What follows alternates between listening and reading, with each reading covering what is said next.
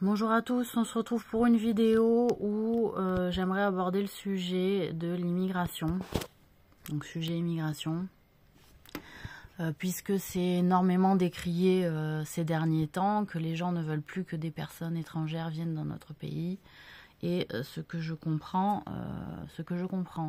sauf que en réalité il manque de la main d'œuvre, voilà, c'est un fait, ça a été discuté plusieurs fois dans les médias, plusieurs fois au journal, et en réalité les gens, les Français, ne veulent plus faire certains métiers, voilà. Donc la France a besoin de personnes qui ont les crocs de boulot, d'argent, de vouloir s'enrichir et de participer au fonctionnement de notre pays, hein, puisqu'on le voit, beaucoup de nos services qui bottent en touche effectivement par manque de main d'œuvre aussi, peu importe un peu les niveaux et les strates que ça touche, hein, que ce soit au niveau médical ou que ce soit au niveau d'investissement, on va dire entrepreneurial. Donc voilà, hein, pour parler un peu globalement. Donc je souhaite rappeler que des personnes immigrées, en réalité, ça fait partie des deals politiques, hein, c'est-à-dire en termes de diplomatie, quand notre président se déplace à l'étranger, prendre un certain nombre de personnes immigrées, hein, notamment avec, j'en avais déjà parlé dans une vidéo, mais notamment avec des personnes de sources africaines, hein, et potentiellement asiatiques. Quand notre président se déplace politiquement, il y a des enjeux et des deals, hein, des accords qui sont passés avec le nombre de personnes accueillies dans le pays pour l'enrichissement. C'est-à-dire que, par exemple, notre président va en Afrique et se présente auprès d'un président africain. Le président africain dit « Moi, je vous laisse faire ci, faire ça dans mon pays, ou j'accepte tel accord avec telle entreprise de mon pays, mais vous acceptez un tiers de la population qui pourrait potentiellement se déplacer dans votre pays. Vous les acceptez, voilà. » Eh ben oui. Eh ben oui, ça fait partie des accords, hein.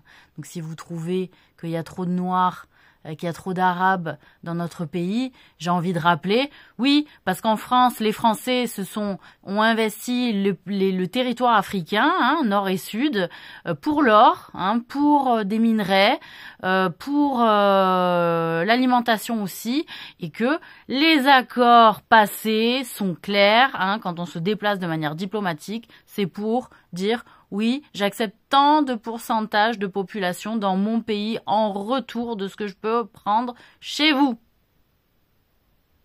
Donc de quoi on parle? Faut pas se leurrer, hein. Faut pas se leurrer, voilà. Ça marche comme ça fonctionne comme ça.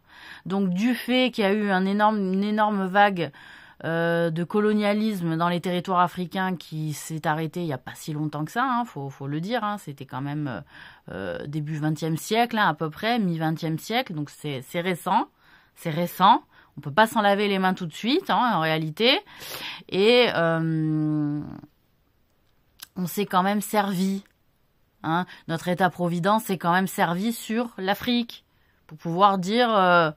oui, nous on a la sécurité sociale et donc on est un pays généreux, hein. On voit que quand même depuis on est devenu vachement moins généreux et beaucoup moins providentiel. Ça fait partie des accords, encore une fois diplomatiques, de ce qu'on peut prendre en retour dans leur pays. Donc voilà, la couleur de notre population, la couleur de notre équipe de foot française dépend de nos pratiques aussi à l'étranger. Et on peut le dire, hein, les Français deviennent racistes ou le sont, hein, mais il y a plus racistes que nous, hein, et les gens viennent là où il y a à bouffer. En général, s'il n'y a pas à bouffer, ils vont pas rester, ils vont pas venir. Donc, si on leur octroie des droits facilités, hein, ouverts, parce qu'en réalité, il y a aussi des accords, voilà, des engagements pris dont nous, la population française, ce sont des accords qui ne sont pas énoncés, parce que le gouvernement ne sont pas obligés d'énoncer tous les accords qui sont pris dans la diplomatie étrangère à la population, voilà. Donc on n'est pas au courant, et on est dépendant, on est pris un peu en étau de politiques à l'étranger qui sont peut-être éloignées de ce qu'on aurait voulu, de ce qu'on aurait aimé, de ce qu'on aurait espéré. Peut-être aussi qu'il y a des personnes qui critiquent aujourd'hui l'état de fait de la couleur des gens de notre pays, comme quoi il y a trop d'étrangers, il y a trop de couleurs qui ne sont pas reliées à la France. Mais tout cela dépend du fait que peut-être il y a des personnes qui n'auraient pas été d'accord qu'un État-providence soit fait sur le dos de l'Afrique, en fait, et qu'on espérait que les choses fonctionnent peut-être différemment et de manière plus réaliste, liée aux impôts des Français. Qu'on n'aille pas chercher plus et que cela ne nous éloignait pas de nos principes liés à la République. Parce que si on s'attache à des principes d'un pays, si on s'attache à un principe de déclaration des droits de l'homme, en réalité, c'est comme quand on prend un engagement dans le mariage, quand on rentre au gouvernement quand même, c'est-à-dire on essaie d'être le plus à même et le plus responsable vis-à-vis des principes énoncés dans la Constitution qui est rattachée à notre pays. Donc, je pose vraiment la question de la responsabilité des engagements des gens au gouvernement depuis plusieurs années, maintenant, depuis plusieurs décennies, à savoir s'ils sont vraiment sincères, la sincérité, elle se pose quand même, s'ils sont vraiment, réellement sincères sur l'engagement pris et le respect des articles énoncés tels quels dans la Déclaration des droits de l'homme de 1789. Voilà, parce que la République, elle se fonde sur cette Déclaration des droits de l'homme de 1789. Voilà. Donc, j'aimerais, on est au courant, il y a des personnes qui veulent modifier des articles, il y a des articles qui ont été modifiés de la Constitution aussi. Ça fait beaucoup. Moi, je vous le dis, je suis pour une refonte de la République en créant une 6e. Voilà, j'aimerais qu'on sorte de la 5e République. Et d'ailleurs, j'avais pris des petites notes sur ce qui me semblait un petit peu faussé en termes d'organisation gouvernementale liée à la 5e République, parce que je me suis dit, l'exécutif, quand même... il est redondant, le législatif, il est redondant de l'exécutif. Donc je me dis, où est l'armée dans tout ça? Normalement, c'est quand même l'exécutif aussi. D'accord? C'est pas le législatif. Donc, parce que notre armée, elle a pris cher. Parce que la politique étrangère diplomatique, elle a pris cher cette dernière décennie. Voilà. Donc, je suis pas bien contente de ce qui se passe. Rassurez-vous, c'est vrai que j'ai répété plusieurs fois que j'avais voté 2 fois Macron. Mais quand je vois le résultat de la politique, bon, je suis pas ravie. Voilà, sachez-le, je suis pas ravie. Quand je vois qu'il y a des militaires français qui sont détachés en Ukraine, quand je vois qu'il y a beaucoup de nos armements qui sont complètement dilapidés dans cette guerre, ça me fait moyennement rire. Voilà. Je suis très attachée à nos services de l'armée et qui, eux, ne sont pas racistes. Voilà. Les immigrés, ils en ont plein dans leur rang et qui font du bon boulot et qui sont patriotes de notre pays aussi, je tiens à le rappeler. Voilà. Donc, je suis pas contente et que si les gens voient beaucoup d'immigrés dans la rue, c'est lié à une politique de division, encore une fois. On a des gens au gouvernement qui sont attachés à Machiavel, qui sont pas attachés à Diderot, ni à Rousseau, ni à Voltaire. Donc, ni à Montesquieu, hein, voilà. Ils lisent ce qui va leur donner du pouvoir plus longtemps et pas ce qui va garder un principe fort d'humanisme au travers d'un pouvoir qu'on souhaite périn quand il est humaniste. Vous voyez, quand il n'est pas humaniste, on ne le souhaite pas périn. Voilà, on ne souhaite pas qu'il dure. Voilà. Donc en fait, si on a fait la révolution à l'époque, c'était pas juste pour que des gens se cachent derrière le principe de la République pour défendre des idées sectaires et cachées et sournoises. C'était pour défendre les idées de grands penseurs, philosophes, d'un modèle de société plus égal, égalitaire, plus fraternel et plus libre. Voilà. Et donc avec un modèle non imposé par propagande médiatique, par volonté de diviser pour mieux régner, parce que justement on avait coupé la tête au roi pour justement qu'on ne règne plus, qu'il n'y ait plus de règne autocratique, qui ne dépende que d'un seul homme. Alors bien sûr, quand on voit le système qui est attaché à des conseillers qui lient les points du président, ça peut être embêtant aussi. Donc la division du pouvoir telle qu'elle est conçue,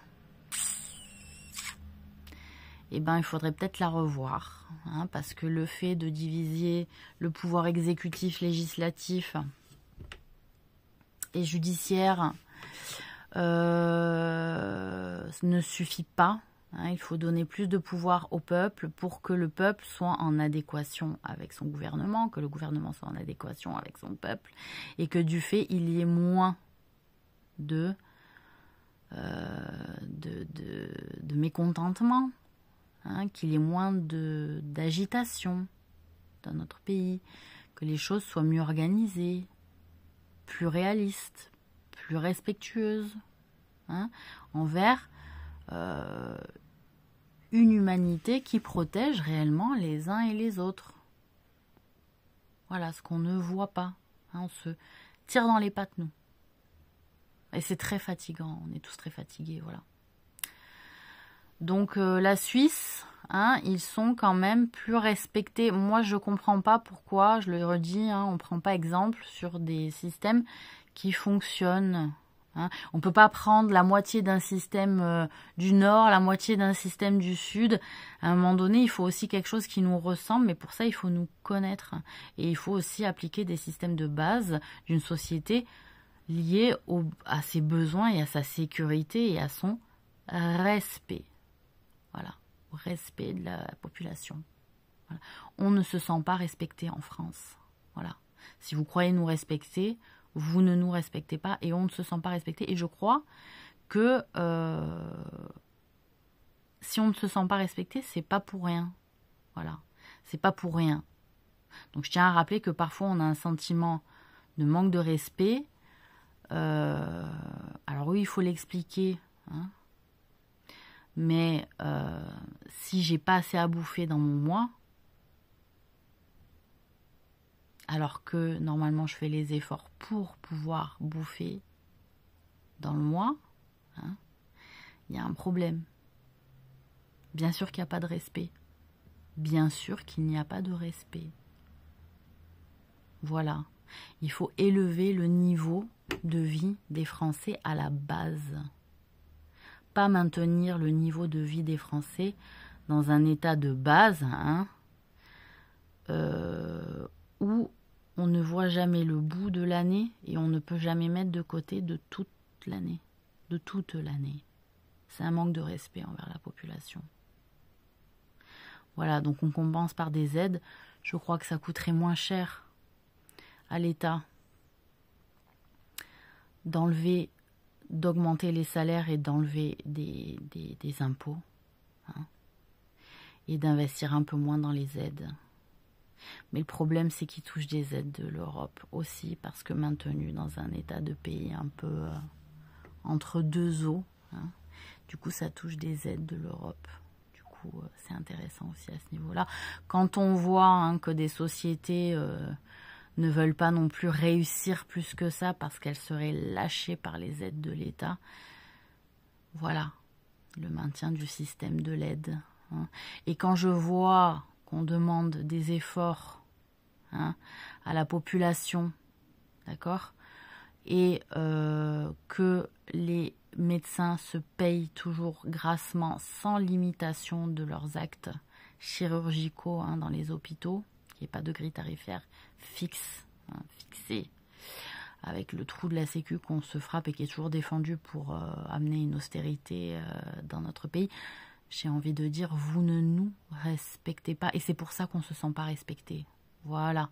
Donc, le jour où il y a une grille fixe pour les actes chirurgicaux et où les médecins ne font pas le prix de leurs propres actes, quand on voit qu'il y a des dépassements d'honoraires et où des personnes économisent pendant 2 ans hein, pour pouvoir payer le dépassement d'honoraires du médecin, hein, pour que monsieur se paye, hein, pour que monsieur se paye en plus de ce qu'il reçoit de la sécurité sociale, hein. Voilà, c'est-à-dire j'économise, moi j'ai eu l'exemple, hein, je vous parle d'un fait réel, c'est-à-dire 2 ans, la personne elle a dû économiser et le médecin lui dit pourquoi vous n'êtes pas venu plus tôt, hein? Pourquoi vous n'êtes pas venu plus tôt, pourquoi vous avez attendu? Ben, vous me demandez de vous payer de ma poche pour un dépassement d'honoraires dont j'ai pas les moyens et il n'y a pas beaucoup de médecins dans le lieu où je vis, donc j'ai pas le choix que de passer par vous, j'ai dû attendre 2 années pour pouvoir économiser. Vous voyez l'humanisme, vous voyez l'humanité? Voilà. Donc les gens, ils se payent, ils s'en foutent en fait de la réalité des autres. Voilà, et pas de conscience, hein, pas d'empathie. Hein. Je vous fais un rabais. Le dépassement d'honoraires était de 3 000 €, le rabais était de 300 €. Voilà. 2 ans, elle a mis la personne pour économiser. Voilà. Pour pas faire un crédit. Hein. Parce que la politique du crédit, il n'y a pas tout le monde qui la veut. Hein, les États-Unis font des crédits à tout va. Ben non, on ne veut pas ça. Voilà. On veut pouvoir ne pas avoir de dette. Hein. Voilà. Donc, haut les cœurs, hein, pour les gens qui sont là, qui ont de la couleur sur leur peau, eh ben, ils vont faire les boulots que les autres ne veulent plus faire parce qu'on est devenu un peu ramollo en France sur des boulots un peu compliqués.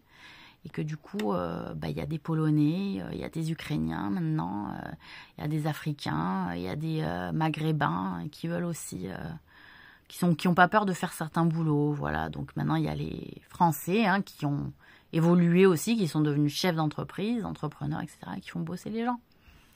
Voilà, donc quand je vois dans les restos hein, aussi... manque de main-d'œuvre, ouais, mais le problème, c'est que la clientèle, elle veut pas voir des gens colorés leur servir leur café, ou leur sirop, ou leur pastis. Donc, voilà. C'est un peu embêtant, hein, quand on a une idée comme ça du monde, en disant, les gens viennent chez nous, oui, mais c'est lié à des accords politiques pour que nous, on puisse se servir en or, chez eux, ou en uranium, ou en d'autres minerais. Il va falloir assumer ça aussi. Et puis, que ce genre d'informations arrive jusqu'au cerveau de la base de notre population. Hein, que ce ne soit pas des informations qui soient prises en otage, hein, gardées comme ça dans les salons. Dans les salons de réflexion, vous voyez. Hein, ils sont pas beaux, les salons de réflexion en ce moment. Franchement, on n'est pas dans le 16e siècle du tout. Du tout. L'humanisme, 0. Voilà, donc... je voulais parler de ça. Allez, bonne journée.